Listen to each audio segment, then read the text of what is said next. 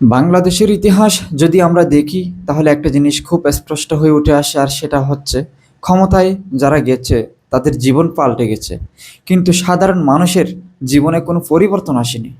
যে দলই ক্ষমতায় যাক না কেন, তারা শুরুতে কিছু সুন্দর সুন্দর কথা বলে, মানুষের জন্য কাজ করার প্রতিশ্রুতি দেয়, দারিদ্র্য দূর করবে বলে, শিক্ষা স্বাস্থ্য সবার জন্য সহজলভ্য করবে বলে অনেক রকমের আমাদেরকে আশা দেখায়, দুর্নীতি রোধ করবে বলে। কিন্তু বাস্তবে দেখা যায় তারা ক্ষমতায় গিয়ে নিজেদের জন্য কাজ করে, নিজেদের পরিবার, আত্মীয় স্বজন, ঘনিষ্ঠ নেতা কর্মীদের জন্য সুযোগ সুবিধা তৈরি করে।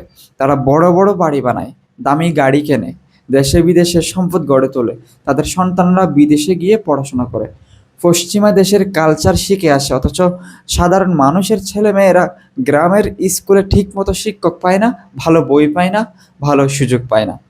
আজকে যদি আওয়ামী লীগকে দেখা যায়, তাদের বড় বড় নেতাদের জীবনধারা কেমন, তারা কত সম্পদশালী হয়েছে, আর সাধারণ কর্মী কিংবা সাধারণ মানুষ কী অবস্থায় আছে, তাহলে একটা বড় ফারাক চোখে পড়বে।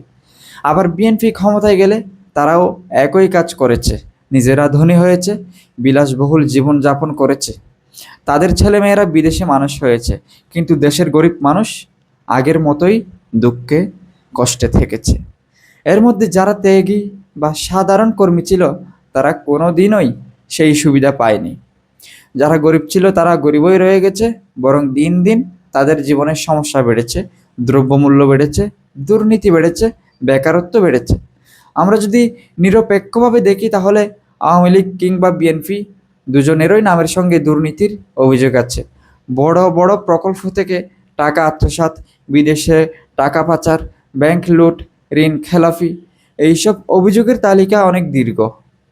মানুষ যখন তাদের বিরুদ্ধে কথা বলে তখন তারা বিরক্ত হয়, বলে আমরা উন্নয়ন করেছি, সেতু বানিয়েছি, রাস্তাঘাট বানিয়েছি, কিন্তু এগুলো কি দেশের মানুষের মৌলিক সমস্যা সমাধান করেছে?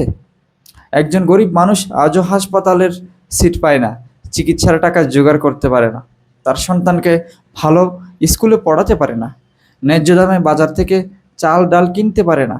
তাহলে উন্নয়নটা হলো কার জন্য? মানুষ আজকে এমন একটা অবস্থায় দাঁড়িয়ে আছে যেখানে দুর্নীতি ছাড়া কেউ সামনে এগোতে পারে না।